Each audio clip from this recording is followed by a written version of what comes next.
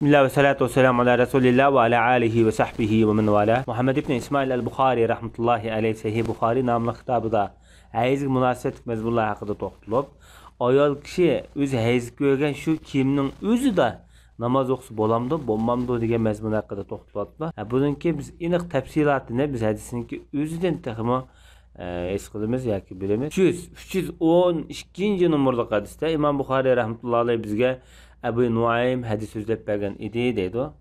Bu kishi Fazl ibn Dukayn nomi bilan boshda o'tib bo'lgan bu kishiniki tarjimali.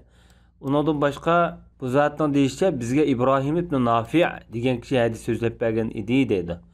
İbrahim ibn Nafi al-Makhzumi nomi bilan bu kishi o'tib bo'lgan boshda. Bu kishi Ibn Abi Najih degan kishidan rivoyat qilyapti. Bu kishi mudonliq katta muhaddislardan Abdullah ibn Abi Nujayh nomi bilan o'tgan. Bu odam endi Mujohidning tarjimalimi boshdan chiqdim.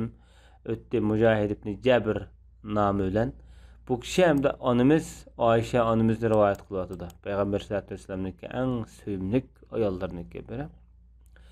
Bu onamiz deydi, bizningki faqat birlam kiyimimiz bor-edi. Shu kiyimning o'ziga hayz ko'rib qoladi deydi. Birli kiyimi bor islomiyatning dastlabki bosqichlarida. Musulmonlar umumiy jihatdan ojiz, iqtisodiy jihatdan ojiz, siyosiy jihatdan ojiz.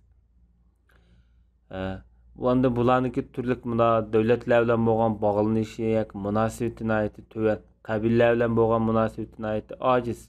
Shunda paytlar bu. Agar qon tegib qolsa shu kiyimga deydi. Tükürükü nem deb, ondan tirnoq bilan uni qirib chiqarib o'tadi deydi.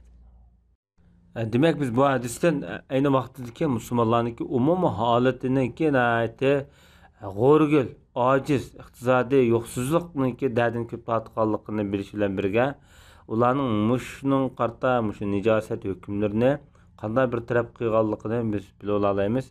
Endi keyingi mezgillarda nurg'un shaharlar fatih qilingan, nurg'un atrofdagi qabilalar payg'ambar sollallohu alayhi vasallamga bay'at qilgan el bo'lgandan keyin bularniki sirtqi Sham, Fars ellari bilan bo'lgan turli munosabatlari, iqtisodiy berish kelishlarni ko'p.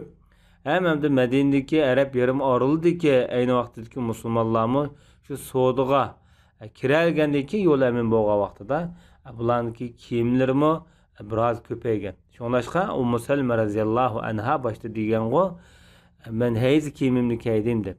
Demak, keyingi mezgillarda andin hayz kiyimiga ayrim, andin uy kiyimiga ayrim deganda qashta kiyimlarni ayrim kiyalaydigan bo'lgan bu.